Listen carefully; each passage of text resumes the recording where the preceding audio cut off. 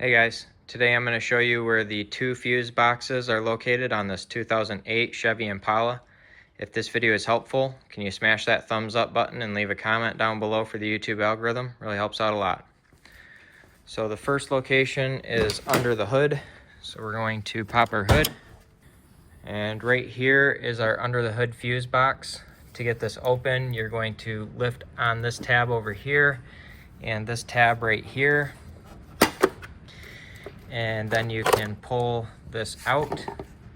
On the back here there is a legend to tell you which fuse and relay are which. So we've got that location right there. And then our second location is in the passenger kick plate down here. Push in with your thumb and pull out.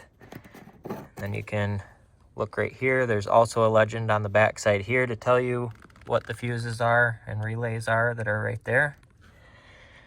You can just put these tabs right there into those slots and then push this back into place. So I hope you found this video helpful. If you did, smash that thumbs up button, leave a comment down below for the YouTube algorithm. Thank you for watching and have a good one.